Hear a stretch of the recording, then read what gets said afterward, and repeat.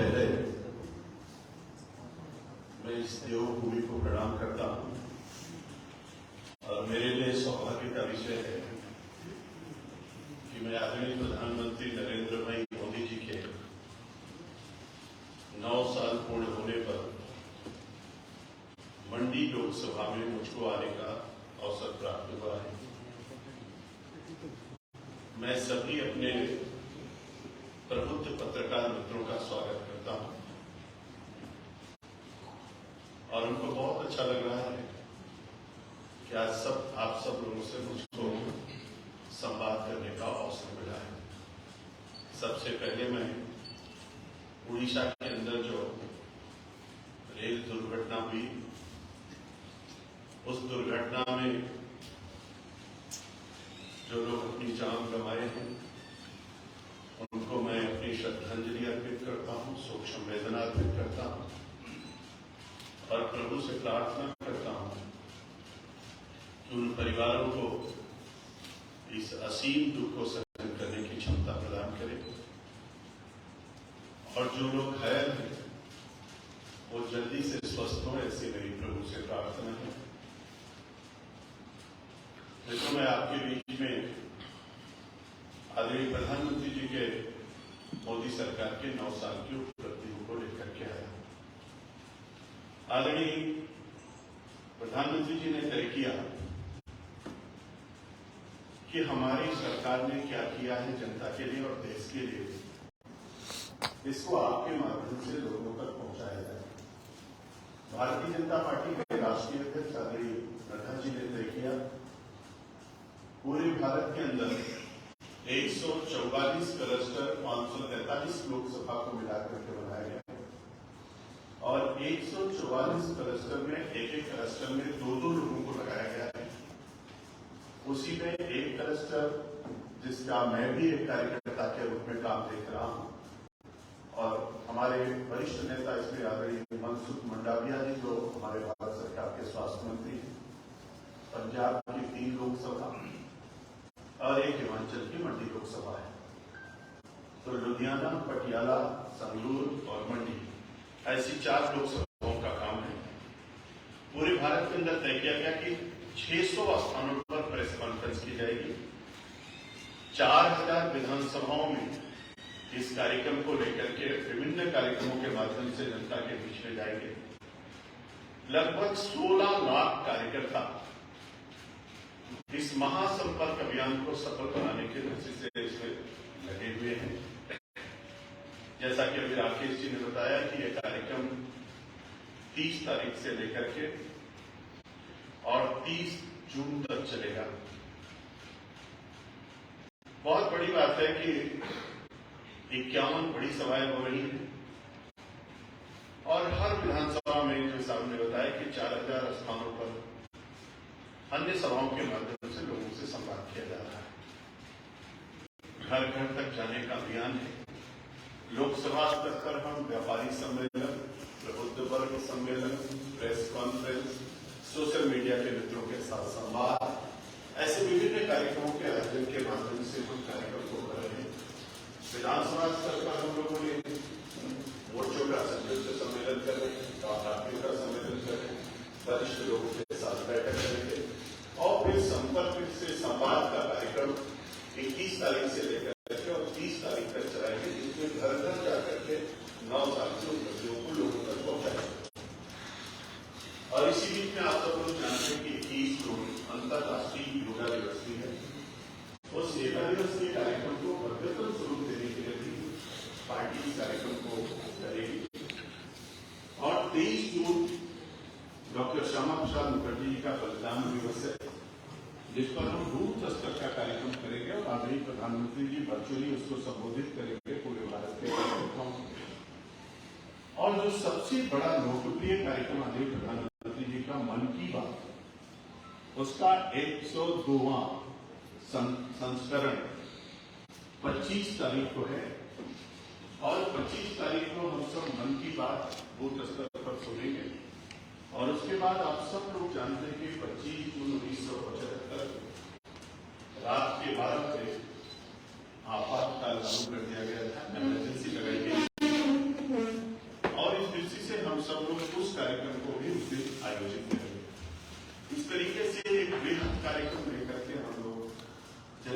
मुफ्त जा रहे हैं। उसके लिए लीफलेट, पम्पलेट, बुकलेट भी तैयार हो रही है और जिसको लोग घर घर तक पहुंचाने का भी कार्यक्रम करेंगे।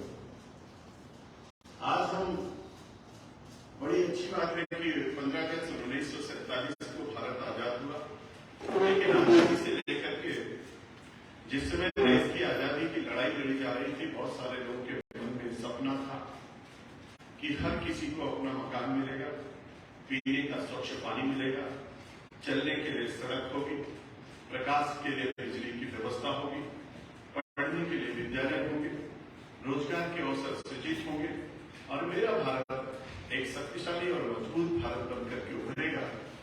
जो भारत की प्राचीनतम पहचान है उसको हम प्राप्त करेंगे। सांस्कृतिक धरोहरों को हम सजाएंगे और इन सब चीजों को लेकर के हम आगे बढ़ेंगे और उन सब चीजों के जो सपने हमारे शहीदों ने देखे थे, उन सपनों को साकार करने की दृष्टि से पहली बार अगर भारत का स्वर्णिम युग आया है तो आदरणीय प्रधानमंत्री नरेंद्र भाई मोदी ने जब 26 मई 2014 को पहली बार भारत के प्रधानमंत्री का शपथ ग्रहण कर रहे थे और शपथ ग्रहण करने के बाद उनसे जब पहला अपना उन्होंने संबोधन किया था मीडिया को बातचीत करते हुए, तो उन्होंने कहा था मेरी सरकार गरीबों को समर्पित सरकार होगी, मेरी सरकार गांव के उत्थान के लिए काम करेगी। उन्होंने कहा था उपेक्षित, वंचित, दलित, शोषित के कल्याण के लिए हमारी सरकार समर्पित है। पहले प्रधानमंत्री नरेंद्र भाई मोदी हैं जिन्होंने कहा कि हम प्रधानमंत्री नहीं प्रधान सेवक बनकर के भारत की जनता की सेवा करना चाहते हैं। पार्लियामेंट में पहुंचे, उन्होंने देश को एक बड़ा संदेश दिया। पार्लियामेंट में साष्टांग प्रणाम करके उस मंदिर में उन्होंने प्रवेश किया। बाबा साहब के संविधान को उन्होंने नतमस्तक में अपना कार्यक्रम प्रारंभ किया। भ्रष्टाचार मुक्त भारत कैसे बनेगा उसका अभियान उन्होंने पहले दिन से लिया। उन्होंने कहा कि मिनिमम गवर्नमेंट के माध्यम से हम मैक्सिमम गवर्नेंस कैसे दे सकते हैं, इसका एक नायाब तरीका करने का काम किया और गरीबों के उत्थान से उन्होंने कार्यक्रम प्रारंभ किया। मोदी जी के मन में ये बात थी कि भारत के पूर्व प्रधानमंत्री राजीव गांधी कहते थे कि मैं दिल्ली से 1 रुपया भेजता हूं तो नीचे तक पहुंचते पहुंचते 15 पैसे पहुंच पाता है। उनको इसकी जानकारी तो थी कि हम 1 रुपया भेज करके 15 पैसे ही पहुंचा पाते हैं, लेकिन उसका समाधान नहीं दे पाए थे। लेकिन आदरणीय नरेंद्र भाई मोदी जी ने सबसे पहला कार्यक्रम किया, प्रधानमंत्री जन धन योजना के तहत हर गरीब का मुफ्त में खाता बैंकों में खुले, इसका अभियान चलाया। और प्रधानमंत्री के मन में ये था कि अगर हम गरीबों तक कुछ पहुंचाना चाहते हैं तो बिना भ्रष्टाचार के और बिना किसी कटौती के पूरा का पूरा पैसा कैसे नीचे तक पहुंच सकता है, इसके लिए उन्होंने प्रधानमंत्री जन धन योजना के तहत मुफ्त में, फ्री में, बिना पैसे के बैंकों में खाता खोलने का अभियान चलाया। और बड़ी बात थी, आजाद भारत में पहली बार आपने देखा होगा कि गरीब को बैंक में नहीं जाना पड़ता था, बैंक गरीब के घर पे जाकर के खाता खोला। यानी अगर गुड गवर्नेंस का उदाहरण पहले दिन से देखने को मिलता है तो वहां से प्रारंभ होता है।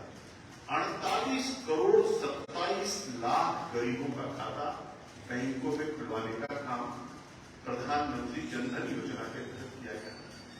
मुझको बताते हुए खुशी हो रही है, आप 130 करोड़ के भारत में 48 करोड़ लोग बिना खाते के थे जिनका बैंकों में खाता नहीं था, तो 48 करोड़ 27 लाख लोगों का खाता बैंकों में खुलवाने का काम है।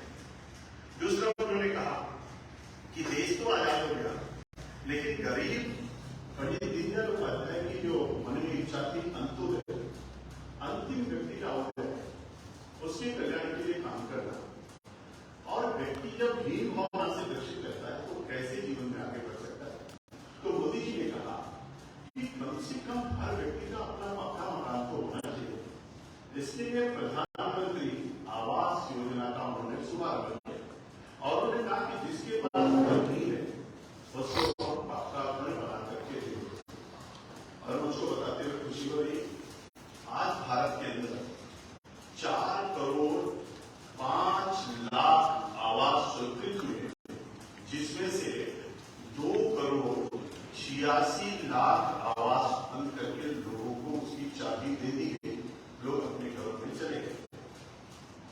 आदरणीय प्रधानमंत्री जी ने कहा कि बड़े बड़े लोगों तक तो बिजली पहुंच गई, लेकिन गरीब आदमी के घर में बिजली कब चलेगी। उसके लिए उन्होंने सौभाग्य योजना के तहत पूरे भारत में एक व्यवस्था बनाई कि कम से कम लोगों के घर तक बिजली पहुंचे। और उस योजना के तहत मैंने आपको एक गलत फिगर बता दी है, जो हमने आवास की बताई वो 3.5 करोड़ आवास लोगों को मिले, और जो हम बिजली का कनेक्शन बताने जा रहे हैं वो 2 करोड़ 86 लाख घरों में बिजली का कनेक्शन लोगों तक पहुंचा। और 2 करोड़ 86 लाख लोगों के घरों में जो बिजली का कनेक्शन दिया, उसके लिए एलईडी बल्ब की भी व्यवस्था है कि लोगों के घरों में एलईडी बल्ब भी चले। मुझको बताते हुए खुशी हो रही है कि आदरणीय प्रधानमंत्री जी कहते थे कि जो लोग लकड़ी के चूल्हे पर खाना बनाते, ऐसी बहनों के अंदर जो धुआं जाता है उससे फेफड़े खराब होते हैं, स्वास्थ्य खराब होता है, और इनके लिए मुफ्त में गैस का कनेक्शन उज्ज्वला योजना के तहत आदरणीय प्रधानमंत्री जी ने शुरू किया। और प्रधानमंत्री जी ने 9 करोड़ 60 लाख लोगों को मुफ्त में गैस का कनेक्शन और सिलेंडर उपलब्ध कराने का काम देश के अंदर किया। इसके बाद आदरणीय प्रधानमंत्री जी ने कहा देश तो आजाद हो गया, बीमारियां तेजी के साथ बढ़ रही हैं, आजादी के इतने साल बीत गए लेकिन पीने का स्वच्छ पानी लोगों के घर तक नहीं पहुंच पाया। इसके लिए उन्होंने 25 दिसंबर 2019 को जल जीवन मिशन का शुभारंभ किया, और उसी दिन उन्होंने एक और कार्यक्रम का शुभारंभ किया था। आप लोगों ने, हमारे प्रमुख मीडिया के मित्र हैं, जानते हैं, उस दिन उन्होंने अटल भूजल योजना का भी शुभारंभ किया। उन्होंने कहा जल का संचयन करेंगे, जल का संवर्धन करेंगे और शुद्ध पेयजल लोगों के घर तक नल से जल की योजना को कनेक्शन के माध्यम से पहुंचाएंगे। आज हमको बताते हुए खुशी हो रही कि 2014 तक भारत के अंदर 3 करोड़ 32 लाख कनेक्शन थे, आज 12 करोड़ 86 लाख कनेक्शन अभी तक हो चुके हैं, यानी 12 करोड़ 86 लाख लोगों के घरों तक कनेक्शन पहुंच चुका है। पीने का शुद्ध पानी मिलने से बहुत सारी बीमारियां होती है। आदरणीय प्रधानमंत्री जी ने जल संचयन में उन्होंने कहा गांव का पानी गांव में, खेत का पानी खेत में रोकिए, और उसके बाद उन्होंने अमृत सरोवर के निर्माण की योजना भी चलाई। 74,000 अमृत सरोवर बनकर के तैयार। आदरणीय प्रधानमंत्री जी ने अपने गरीबों के उत्थान की दृष्टि से सभी कार्यक्रमों के माध्यम से गरीब के जीवन में एक नए तरीके का परिवर्तन आए। इसको लेकर के उन्होंने कहा ग्रामोदय से भारत, और जब ग्रामोदय से भारत की बात कही तो उन्होंने सबसे पहली बात जो कही कि हमारी महिलाओं के मान सम्मान और सम्मान और इज्जत के लिए उन्होंने स्वच्छ भारत मिशन का ध्यान दिया। आप सबको पता है कि 15 अगस्त 2014 जब उन्होंने लाल किले से भाषण प्रारंभ किया था, अपने उद्बोधन में उन्होंने कहा कि हर घर में शौचालय बनाओ, जिनके घर में शौचालय नहीं उनको शौचालय देंगे। और उस समय बहुत सारे लोगों ने इसकी बड़ी आलोचना की, प्रधानमंत्री शौचालय बनाए, लेकिन मीडिया के मित्रों आप सब जानते हो, जिसके घर में शौचालय नहीं होता उस बहन से पूछिए किस प्रकार के संकटों से लोग गुजरते। और आदरणीय प्रधानमंत्री जी ने स्वच्छ भारत मिशन के अभियान के तहत शौचालय बनवाने का संकल्प लिया। 11 करोड़ 72 लाख शौचालय भारत के अंदर बन करके तैयार थे। आज पूरे सम्मान के साथ, इज्जत के साथ हमारी बहनों की इज्जत को ध्यान में रखते हुए आदरणीय प्रधानमंत्री जी ग्रामोदय भारत के लिए सबसे पहला अभियान उन्होंने कहा कि स्वच्छ भारत मिशन का अभियान चलेगा, ग्रामोदय का अभियान चलेगा, आवास भी देंगे, शौचालय भी देंगे, गैस का कनेक्शन भी देंगे, और इसके साथ साथ उन्होंने कहा बिजली का कनेक्शन देंगे और शुद्ध पीने का पानी भी उपलब्ध कराएंगे। आगे प्रधानमंत्री जी ने क्या कहा वो बहुत इंपॉर्टेंट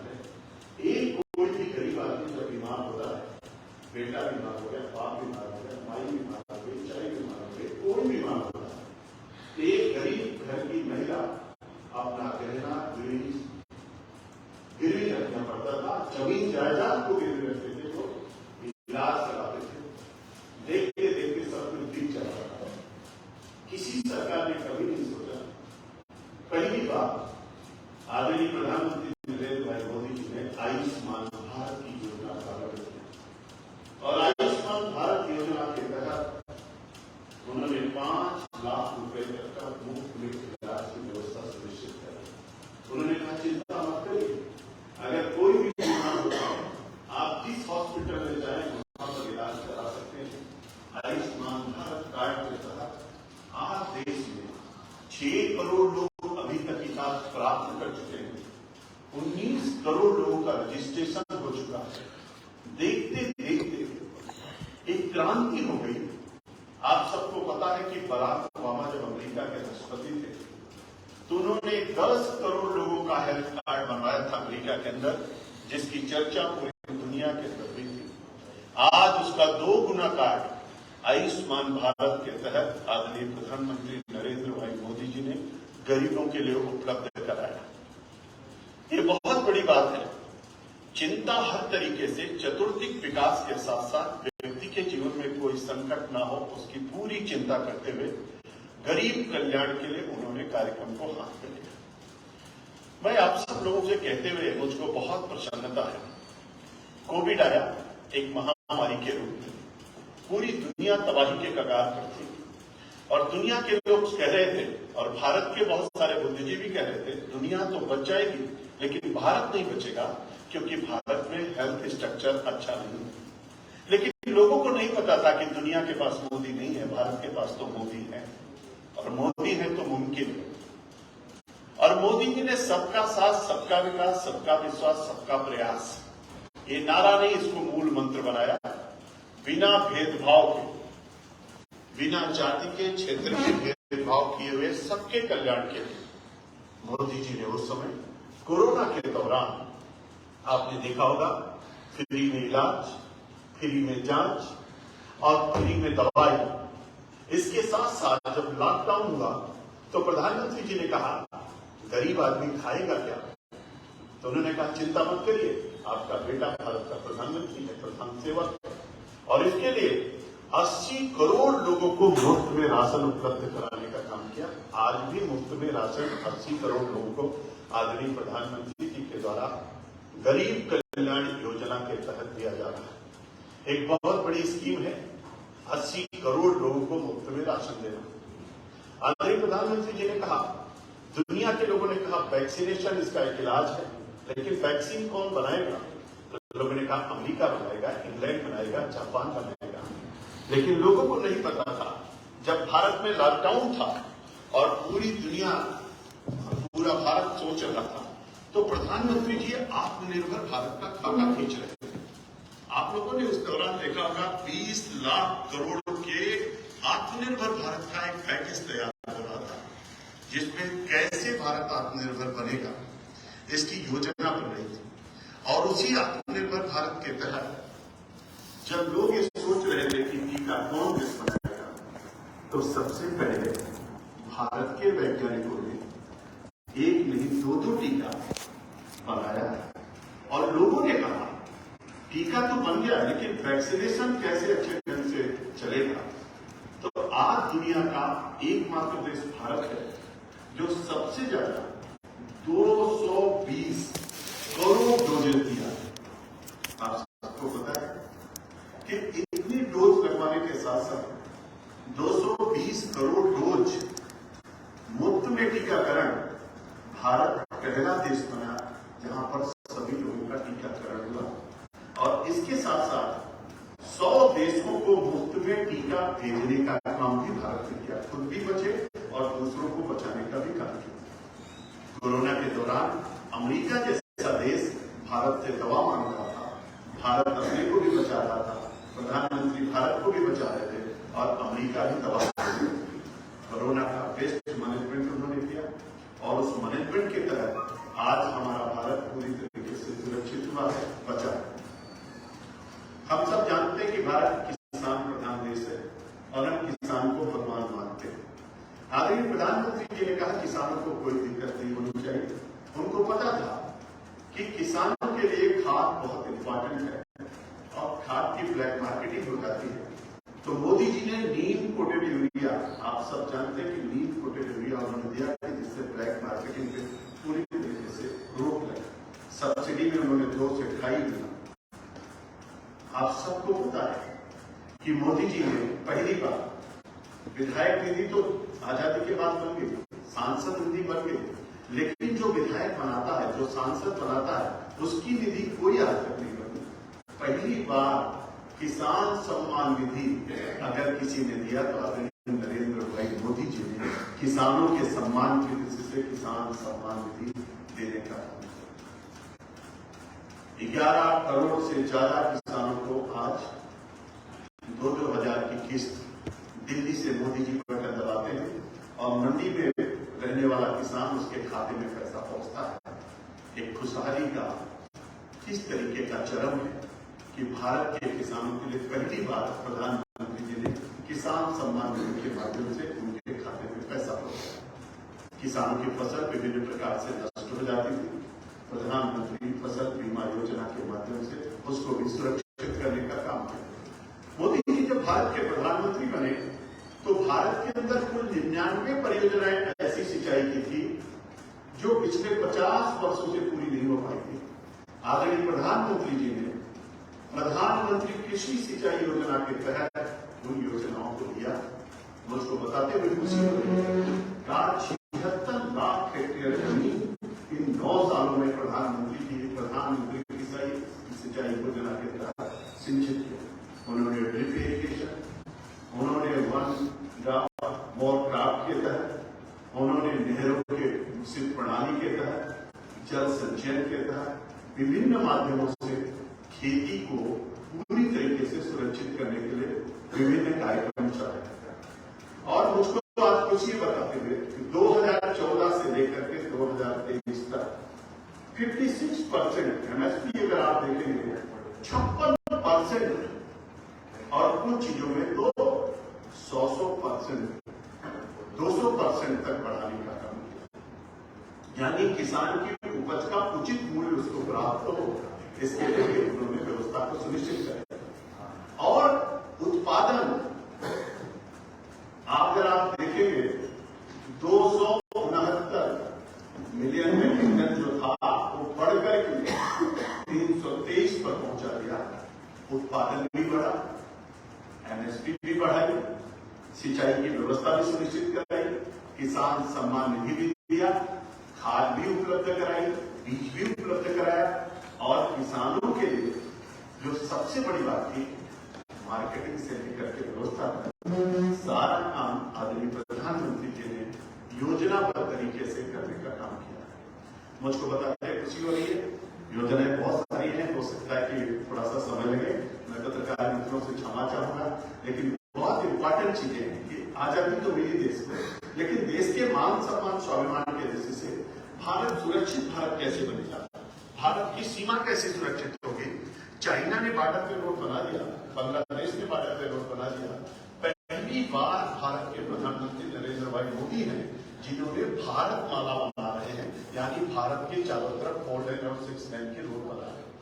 मोदी जी पहले प्रधानमंत्री जिन्होंने सागर माला बनाने का निर्णय किया, यानी सागर को कैसे सुरक्षित करेंगे, इसके लिए सागर माला बनाया, शीत समुद्र बनाया, सागर माला का अभियान चला दिया, भारत माला बनाया। बाह्य दृष्टि से भारत कैसे सुरक्षित होगा और आंतरिक दृष्टि से भारत कैसे सुरक्षित होगा, तो ऑपरेशन ऑल चलाया, ऑपरेशन क्लीन चलाया और भारत में आतंकी गतिविधियों को कम करने की दृष्टि से एक मुहिम चला करके मिशन मोड में लेकर के उन्होंने काम किया। बड़ी बात है कि आप सब जानते हैं कि भारत में पहले भी बहुत सारे हमले होते थे, लेकिन सर्जिकल स्ट्राइक, एयर स्ट्राइक और बर्मा में जो घुस करके मारा, उसके बाद एक मजबूत भारत की छवि पूरी दुनिया के अंदर भारत की थी। मुझको बताते हुए खुशी हो रही है कि रक्षा का बजट जो 12 लाख करोड़ का था 2014-13 तक, उसको 36 लाख करोड़ तक पहुंचाने का काम आदरणीय मोदी जी की सरकार ने किया। राफेल आ गया, महिलाओं का प्रतिनिधित्व संख्या भी बढ़ी और भारत को सुरक्षित करने के दृष्टि से हर तरीके से सेना को मजबूत किया। और बड़ी बात है कि हर दीपावली पे हम आप तो अपने घर पे दिया जलाते होंगे, लेकिन मोदी जी सेना के जवानों के बीच में बॉर्डर पर जाकर के दिया जला के उनकी भी हौसला अफजाई करने का काम किया। मित्रों, आप सब जानते हैं कि भारत की विदेश नीति के बारे में बहुत सारी चर्चा चल रही है, लेकिन आज भारत की विदेश नीति के तहत अगर आप देखें तो दुनिया के देशों में आज एक अलग तरीके की छवि भारत की बनी है। अमेरिका का राष्ट्रपति भी चुनाव लड़ता है तो लोग पूछते हैं पत्रकार वहां की आप कैसा काम करोगे, तो वहां पर भी ट्रंप चुनाव लड़ रहे थे, आप लोगों ने सुना होगा, तो उन्होंने कहा जैसा मोदी कर रहे हैं वैसा मैं करूंगा। बड़ी बात है कि बराक ओबामा से लेकर के ट्रंप को लेकर के बाइडेन तक अमेरिका दुनिया का एक शक्तिशाली राष्ट्र है। अभी आपने भारत को एक बड़ा सम्मान G20 के चेयरमैन के रूप में और ब्रिक्स के चेयरमैन के रूप में मिला, और आपने देखा होगा उस समय एक बड़ी उपलब्धि हासिल हुई कि अभी आदरणीय प्रधानमंत्री जी गए थे और जाने के साथ ही बाइडेन किस तरीके से उठ करके उनके पास अमेरिका के राष्ट्रपति आते हैं, उनसे गले मिलते हैं और गले मिल करके ऑटोग्राफ की चर्चा करते हैं और कहते हैं कि अगर आप एक बार अमेरिका आइए, बहुत सारे लोग आपके साथ लंच करना चाहते हैं। एक बड़ा सम्मान है भारत के लिए, गौरव की बात है। मोदी जी कुर्सी पर बैठे थे, बाइडेन इधर थे और वहां से चल करके अमेरिका का राष्ट्रपति भारत के प्रधानमंत्री के पास पहुंचता है, पूरी दुनिया देखती है। ऑस्ट्रेलिया का राष्ट्राध्यक्ष जब कहता है कि आप तो दुनिया के बॉस हैं, तो भारत का सीना चौड़ा होता है, और एक प्रधानमंत्री जब कह चुका है देश का, तो लोग कह उठते हैं कि वास्तव में अगर भारत का स्वर्णिम युग देखना हो तो मोदी जी के नेतृत्व में आप देख सकते हैं। इन सब परिस्थितियों को देखते हुए एक बड़ी बात मैं आपसे कहने लगा, जो देश आर्थिक दृष्टि से मजबूत होता है उसी को माना जाता है कि यह देश पूरी तरीके से मजबूती के साथ आगे बढ़ रहा है।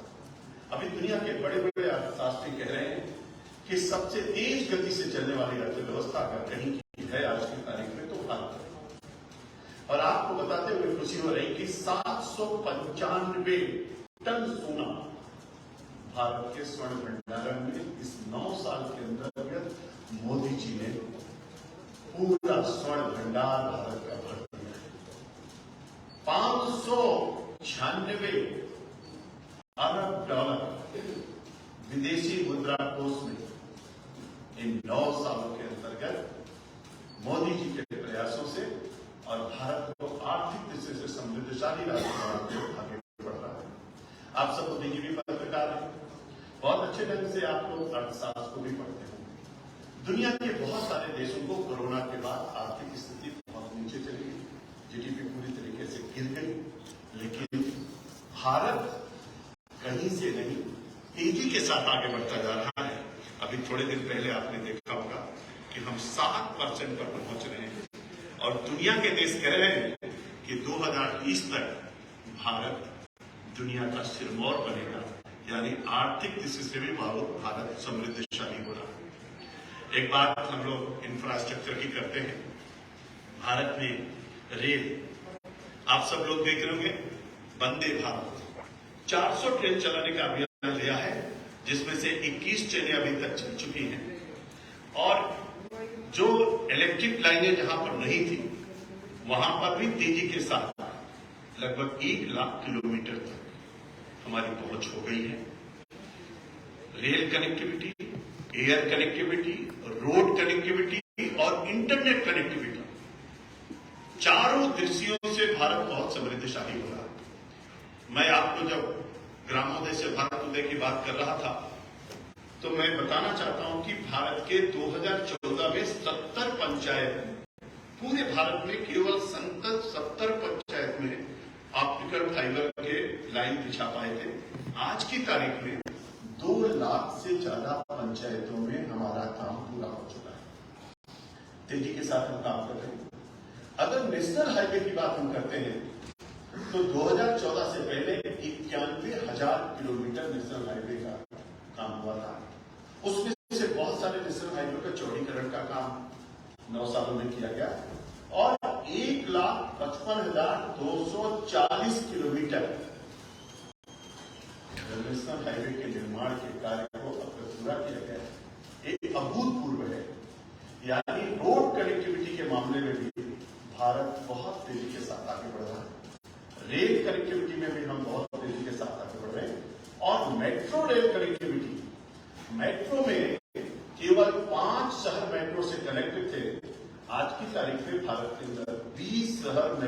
अब तक कनेक्ट हो चुके। और एक बड़ी बात है कि जो हम वाटरवे बनारस से हल्दिया तक, आप लोगों ने देखा होगा, प्रधानमंत्री जी ने उसका लोकार्पण किया। माल को हल्दिया तक पहुंचाने की दृष्टि से वो भी कनेक्टिविटी बनी है। भारत और बांग्लादेश के बीच में मैत्री ब्रिज का निर्माण हुआ है, जो अंतर्राष्ट्रीय स्तर पर भी हमारे प्रयासों को पूरी दुनिया के अंदर सराहा जाता है।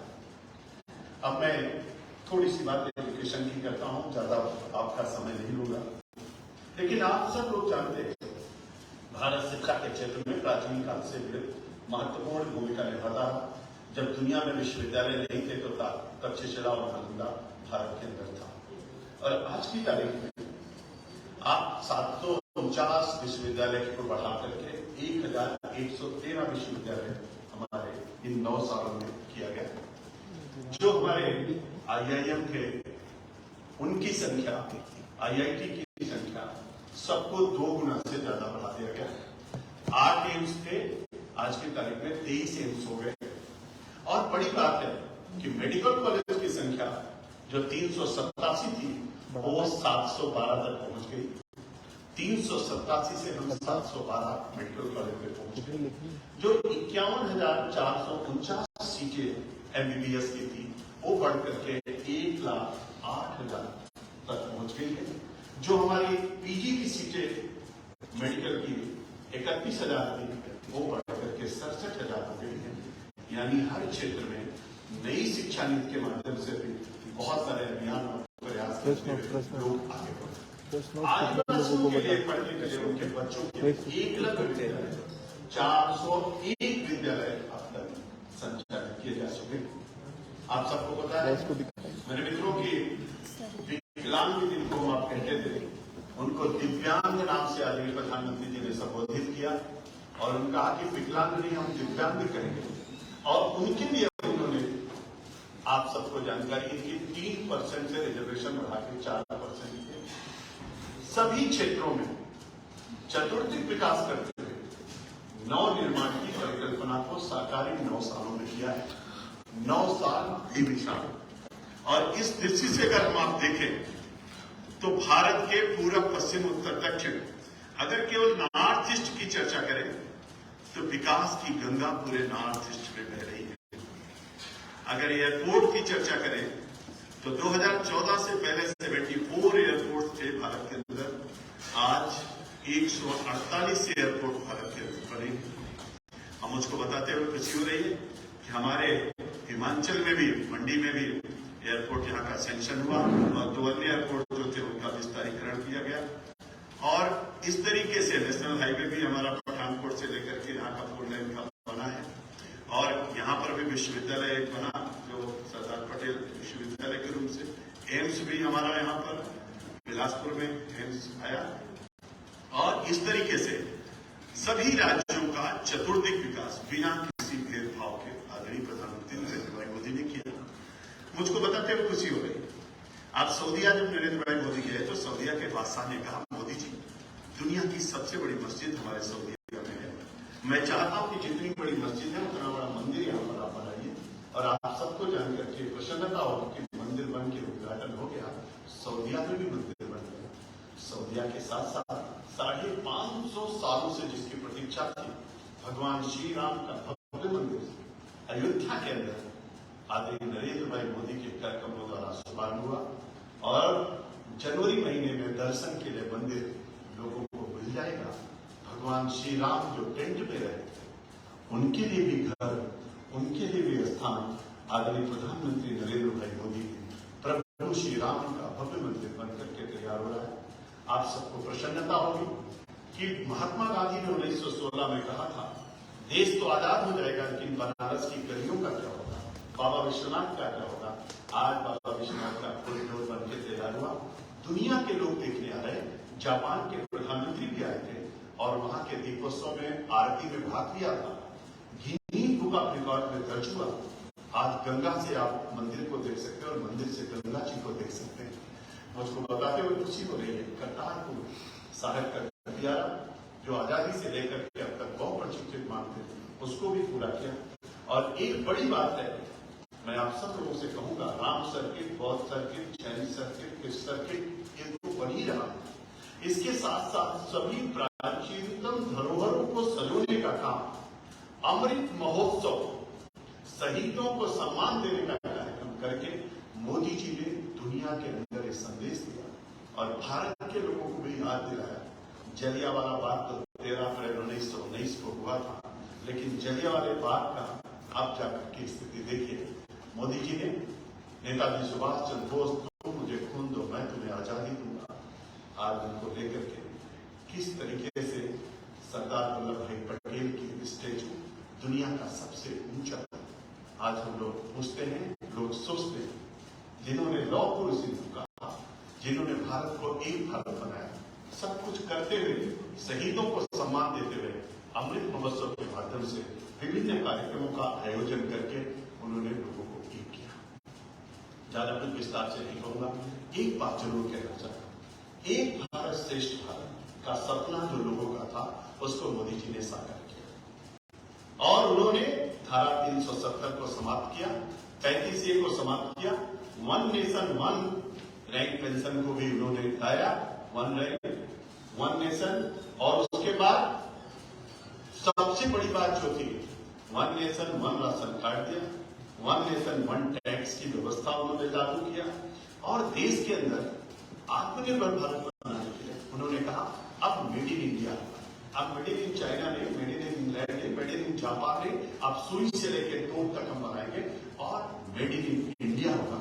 जब मेड इन इंडिया होगा तब उन्होंने कहा मेक इन इंडिया होगा, और जब मेक इन इंडिया होगा तो उन्होंने कहा डिजिटल इंडिया होगा, जब डिजिटल इंडिया होगा तब न्यू इंडिया का सपना साकार होगा। तब मोदी जी ने कहा, आप लोगों ने देखा होगा कि अभी जब 15 अगस्त को उन्होंने लाल किले से तिरंगा लहरा रहे थे तो 3 हेलीकॉप्टर पुष्प वर्षा कर रहे थे।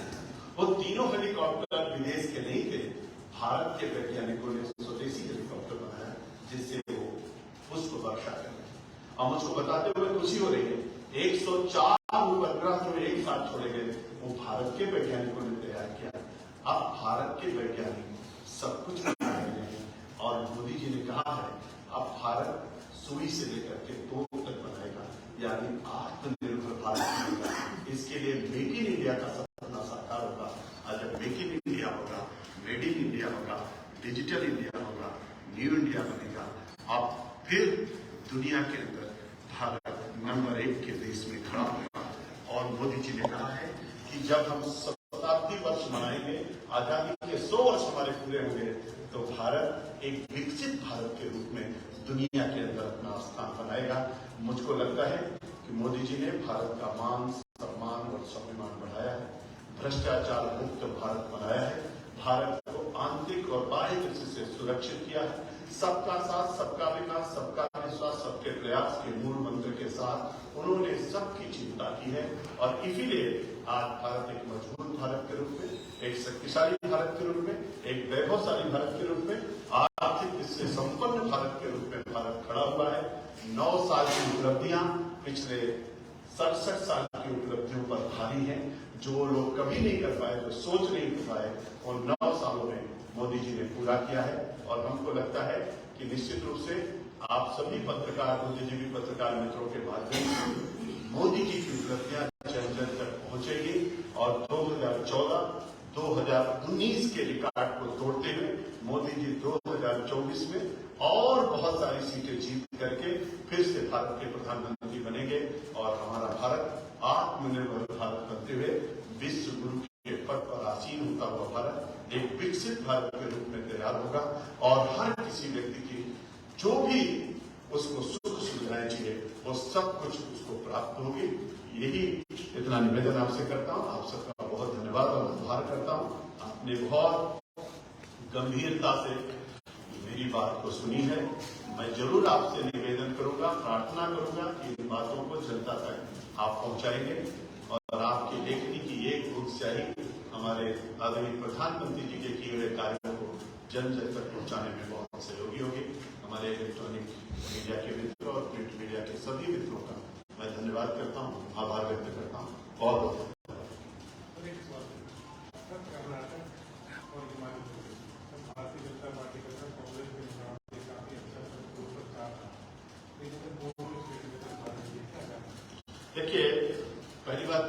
हारते नहीं है।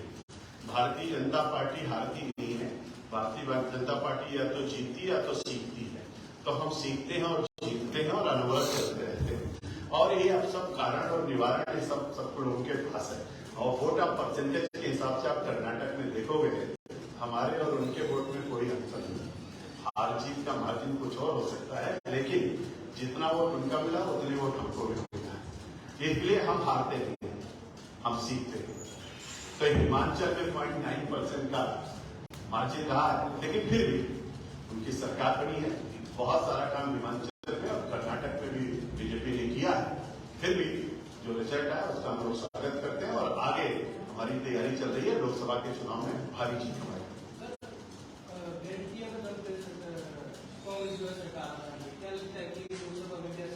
क्या गारंटियां बांट रही है कांग्रेस सरकार, उसमें जो है सरकार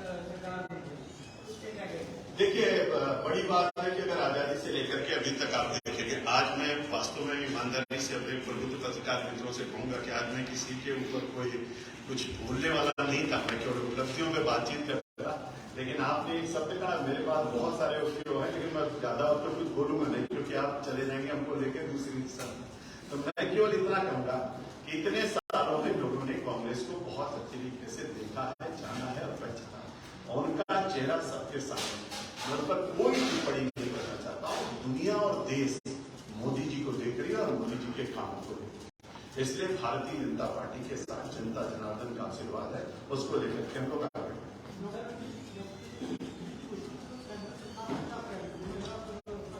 देखिए, सरकार का कोई स्टैंड नहीं होता, ये पुलिस का केस है, जांच हो रही और जो आएगा रिपोर्ट उसके आधार पर काम होगा। मेरे मित्र, मैंने कहा ये मेरा विषय नहीं, ये जांच से पुलिस का योजना नहीं। मैं इसको बताया ना कि किसी के, देखिए, अन्याय किसी के साथ नहीं होने पाएगा, सबको न्याय मिलेगा।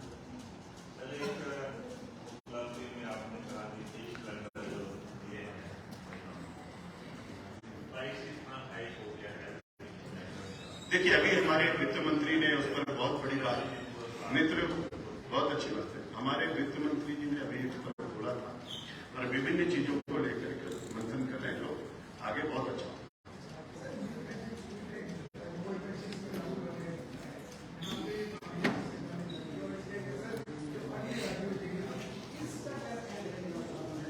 देखिए, हमारे थिंक टैंक लोग बैठे सोचेंगे, विचार करेंगे। अब वो ये बड़े लोगों का विचार है, वो हमारा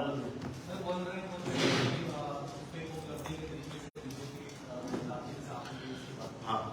लेकिन आपको चला बैठे इसी शहर में 1.5 महीना पहले बहुत बड़ा पहुंचने का आंदोलन हुआ और पूरे देश में आर्मी वाले आंदोलन करे, रिटायर्ड पर्सन कुछ कह रहे काफी सारे के संगठन इसके केंद्र सरकार ध्यान नहीं दे रही है। बहुत बड़ा मतलब है, इनफैक्ट जनरल किसी को बैठे थे, जब किसी लोग का मुद्दा सरकार को उठाया तो लागू तो करती है, बट जो हमने बोला था कि किसके निकल लागू वो नहीं होता। मित्र, ऐसा है कि बहुत दिनों से उनकी डिमांड थी और बहुत बड़ी बात हुई थी। आपने देखा होगा कि जब ये लागू हुई तो सेना के जवानों में खुशियां हुई, पूरे भारत में कैंडल से आए थे और स्वागत किया, सब लोगों ने स्वागत किया। किसी को कोई विषय में क्यों नहीं, इतनी बड़ी स्कीम है और हमारे सेना के जवान सब लोगों को बहुत श्रद्धा के केंद्र है, अगर कहीं होगी तो उसको ठीक मिलेगी। सर, बालासोर में जो रेल दुर्घटना हुई उस पर कांग्रेस जो है रेल मंत्री का इस्तीफा मांगा, इसमें क्या इसको क्या कहेंगे? और कांग्रेस मांग रही है, आप सुन रहे हैं, इसमें क्या कहेंगे? डॉक्टर साहब, आपने कहा कि केंद्र सरकार के भ्रष्टाचार मुक्त किया पूरे देश को। अभी आपने विश्वविद्यालयों के बारे में आपने बात की कि 1113 विश्वविद्यालय पूरे देश में खुले गए। तो विश्वविद्यालय में जो नियुक्ति हुई है, या हिमाचल की बात है, केंद्र और मंडी की बात है, वहाँ पर फर्जी नियुक्तियों के मामला उजागर हुआ है, जो सदन में भी उठा हुआ। तो क्या मेरी जानकारी में नहीं है, प्रधानमंत्री कार्यालय तक मेरी जानकारी में जो विषय नहीं है